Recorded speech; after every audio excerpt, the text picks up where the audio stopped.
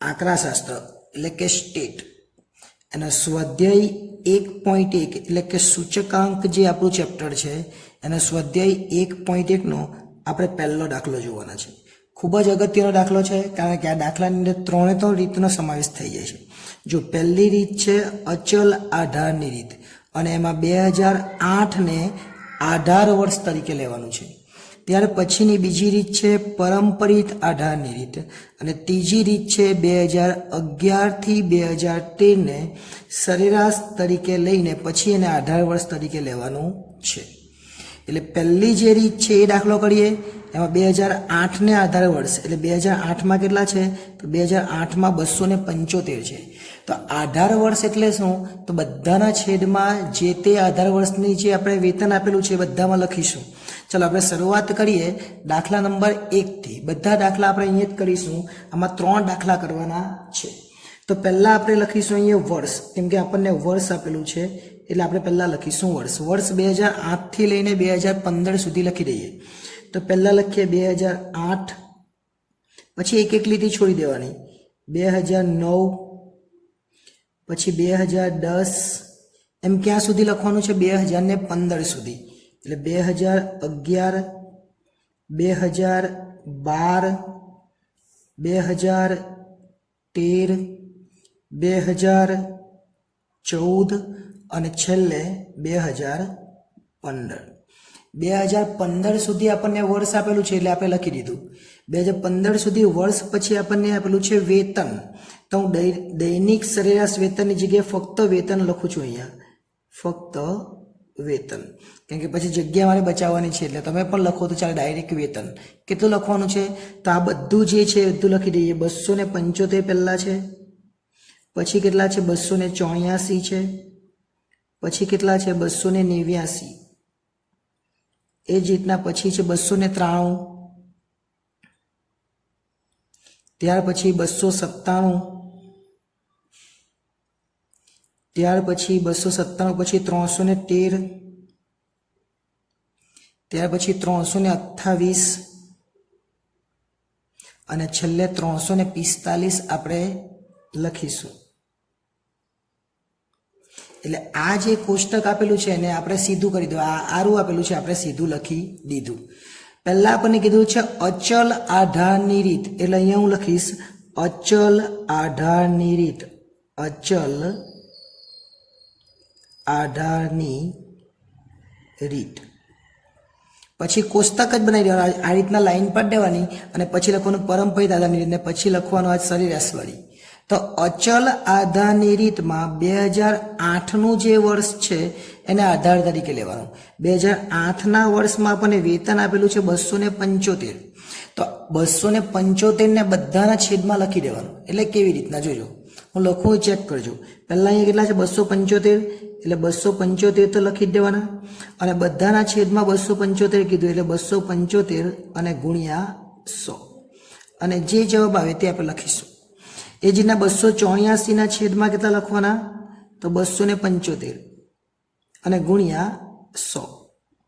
શું કીધું મેં કે તમારે શું કરવાનું છે આ જે છે રકમ તો બધી લખવાની જ પણ એના છેદમાં 275 કેમ કે આધાર વર્ષ કેટલું છે 2008 એટલે 2008ના જે છે એ બધાના છેદમાં લખી દેવાનું. સમજો અહીંયા કીધું 2012 તો બધાના છેદમાં કેટલા 297 લખવાના એટલે આપણે લખીએ 289 છેદમાં 275 ગુણ્યા 100. એક એક લીટી છોડી દેવાનું તો વ્યવસ્થિત લખાય. ત્યાર પછી 293 છેદમાં કેટલા લખવાના 275 ગુણ્યા 100. તે જ રીતના 297 છેદમાં કેટલા લખવાના 275 ગુણ્યા 100. એ જ રીતના 313 છેદમાં લખવાનું 275 ગુણ્યા 100. એ જ રીતના 328 છેદમાં લખવાનું 275 ગુણ્યા 100 અને છેલ્લે 345 છેદમાં 275 ગુણ્યા 100. ઓકે 275 ક્યાંથી આવ્યા તો 2008 ને આધાર વર્ષ એટલે 2008 નો જે આપણને વેતન આપેલું છે 275 એટલે બધાના છેદમાં 275 લખ્યું. જો કદાચ અહીંયા આપણે 2010 કીધું હોય તો 2010માં 289 છે એટલે દરેકના છેદમાં 289 લખવાના. હવે શું કરવાનું? 275 ગુણ્યા 100 ભાગ્યા 275 એટલે ભાગાકાર ગુણાકાર કરી દેવાનો. એ કેલ્ક્યુલેટરમાં કરીએ 275 ગુણ્યા 100 ભાગ્યા 275 275 નીકળી જાય તો પહેલાનો તો 100 આવવાનો જ છે. બીજાનો 284 ગુણ્યા 100 ભાગ્યા 275 એટલે જવાબ કેટલો આવે? તો જવાબ આવશે 103.27. એ જ રીતના 289 ગુણ્યા 100 ભાગ્યા 275 અથવા 289 ભાગ્યા 275 ગુણ્યા 100 તમારે જે રીતના કરવું હવે કેલ્ક્યુલેટરનું કામ છે એટલે 105.09 આવે. એ જ રીતના 293 ભાગ્યા 275 ગુણ્યા 100 એટલે 106.55 આવે. ત્યાર પછી 297 ભાગ્યા 275 ગુણ્યા 100 એટલે 108 આવે. ત્યાર પછી 313 ભાગ્યા 275 ગુણ્યા 100 એટલે 113.82 આવે. હવે છેલ્લા બે બાકી છે એ જોઈ લઈએ. એટલે 328 ભાગ્યા 275 ગુણ્યા 100 એટલે 119.27 આવે. અને છેલ્લે 345 ભાગ્યા 275 ગુણ્યા 100 એટલે 125.45 આવે. અહીંયા આપણે એક દાખલો પૂરો થાય અને પરીક્ષામાં તમને આટલો જ દાખલો પૂછાય ફક્ત ને ફક્ત એક જ રીત. અહીંયા તો તમને 3 દાખલા આપેલા છે. પહેલી રીત છે અચલ આધારની રીત, બીજી છે પરંપરિત આધારની રીત અને ત્રીજી છે સરેરાશવાળી. પણ તમને તો 3 માંથી કોઈ પણ એક જ પૂછાવાની છે અને એના 3 ગુણ રહેવાના છે. આ 3 ગુણ આટલામાં આવે. હવે જો કદાચ તમને પરંપરિત પૂછ્યું તો એ બીજી રીતનો દાખલો હું અહીંયા જ કરી દઉં છું. તમારે શું કરવાનું છે? અહીંયા આ દાખલામાં પરીક્ષામાં તમને આવું પૂછે, પરીક્ષામાં તો આટલું જ પૂછવાનું છે 1, 2 ને 3. હવે ધારો કે પરંપરિત પૂછાય તો તમારે આ નહીં લખવાનું અચલવાળું, ખાલી પરંપરિત લખવાનું. જો અહીંયા લખું છું પરંપરિત આધારની રીત. કઈ રીત છે?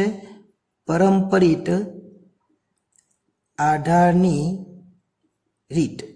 હવે પરંપરિત આધારની રીતમાં શું કરવાનું છે? તો આગળનું જે વર્ષ હોય એને છેદમાં લેવાનું. અત્યારે શું કીધું? 275 ને બધાના છેદમાં લીધું. આમાં શું કરવાનું છે? આગળનું વર્ષ છેદમાં લેવાનું. પણ એક વસ્તુ યાદ રાખવાની, પરંપરિતમાં જે પહેલું જે આવે એના કેટલા આવે? 100 જ આવે. પછી શું કરવાનું? આગળનું જે વર્ષ છે ને છેદમાં. જો 284 છે તો 284 છેદમાં એની આગળનું વર્ષ કેટલું? 275. તો 275 ગુણ્યા 100 અને એનો જવાબ તો આપણને ખબર જ છે. જો 103.27. ઓકે, ચાલો ત્યાર પછી આગળ 289 છે તો અહીં લખવાનું 289. આ નથી અત્યારે એવું સમજો, આનું કંઈ કામ નથી. આ જ જોવાનું 289 અને આગળનું વર્ષ કયું? તો 284 છે. એમાં તો લખીશું 284 ગુણ્યા 100. જો શું ફરક પડ્યો બંને રીતમાં? તો અચલ આધારમાં બધામાં 275 છેદમાં આવતા હતા. આમાં છેદમાં કયું આવવાનું? જે આગળનું વર્ષ છે. જો ફરીથી આપણે જોઈએ 293 છે તો અહીં લખવાના 293. એનું આગળનું વર્ષ કયું? આ 2011 છે. એનું આગળનું વર્ષ 2010. તેમાં કેટલા છે? 289. તો અહીં લખવાના 289 ગુણ્યા 100. એ જ રીતના અહીંયા 297 છે તો અહીં લખવાના 297. છેદમાં કઈ લખવાના? એની ઉપરના એટલે 293 ગુણ્યા 100. એ જ રીતના હવે 313 છે તો અહીં લખવાના 313. એની ઉપર કેટલા છે? તો 297.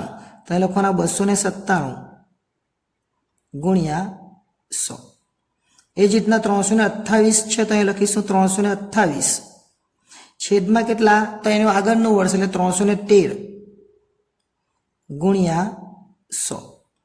અને છેલ્લે 345 છે તો અહીં લખીશું 345 અને એના આગળનું વર્ષ કેટલું છે? 328. તો અહીં લખીશું 328 ગુણ્યા 100. બસ આટલું જ કામ આપવું છે. હવે તો કેલ્ક્યુલેટરનું કામ છે. આપણે કેલ્ક્યુલેટરનું કામ કરી દઈએ. ચાલો શું કરવાનું છે? તો 289 ભાગ્યા 284 289 ભાગ્યા 284 ગુણ્યા 100 એટલે કેટલા આવશે? 101.76. કેટલા આવશે? 101.76. 293 ભાગ્યા 289 ગુણ્યા 100 એટલે કેટલા આવશે? 101.38.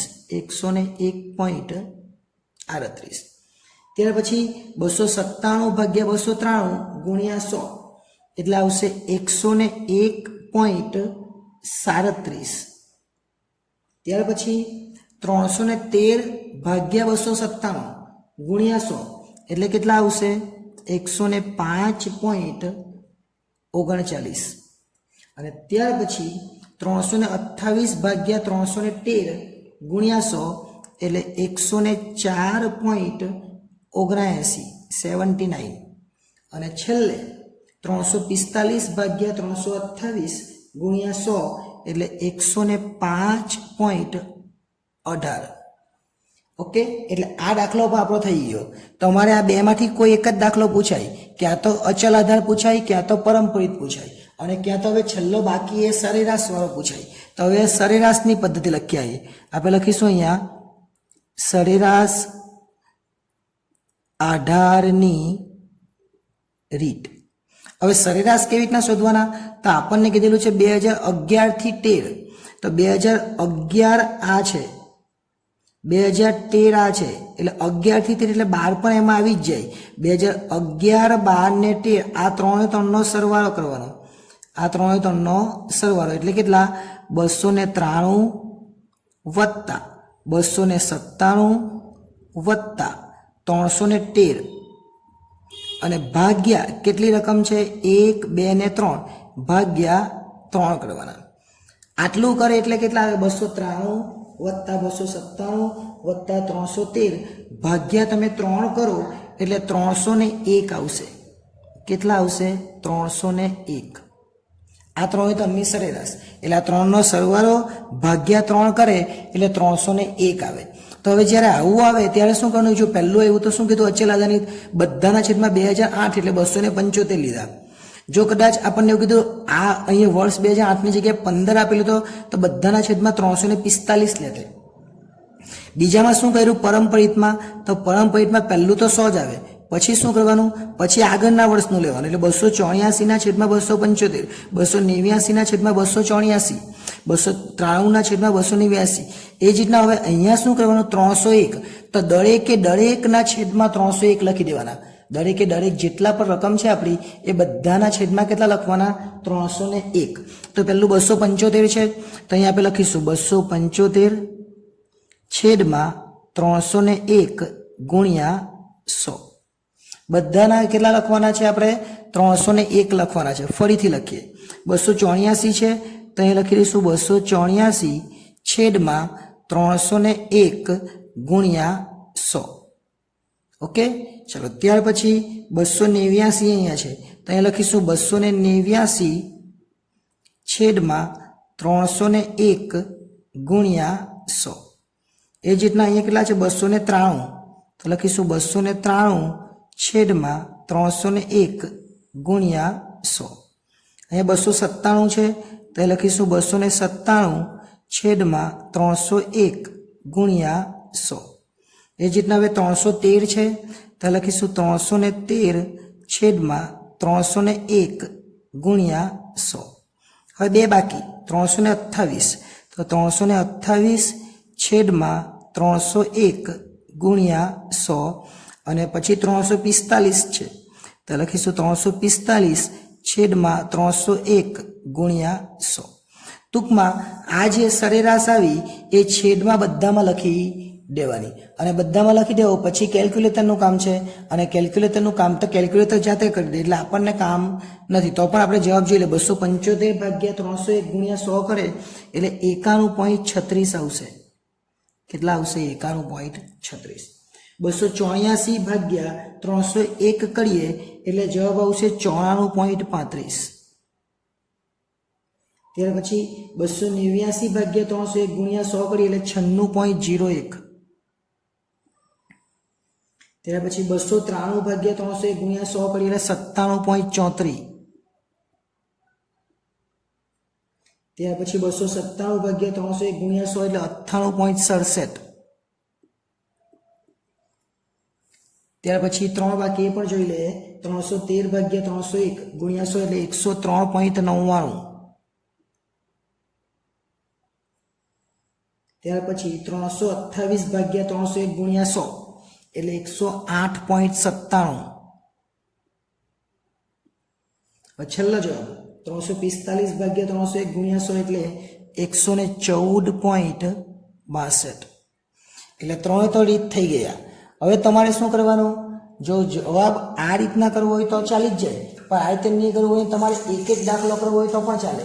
હવે તમારે જો પહેલેથી જ જોવું હોય તો વ્યવસ્થિત આ રીતના ખાના બનાવવું હોય તો બનાવી દેવાય. આ રીતના આપણે બનાવી દેવાનું એ રીતના, એટલે અહીંયા પૂરું થઈ જાય. જો આ આખું અલગ થઈ ગયું. અને પહેલેથી જ તમારે આ અલગ કરવું હોય તો એ અલગ કરી દેવાનું. પણ પરીક્ષામાં તો તમારે એક જ લખવાનું છે ને. પરીક્ષામાં આ 3 આવવાના નથી. જો અમે 3 અલગ કરી દે, અચલ આધારની રીત, પરંપરિતની ને સરેરાશ.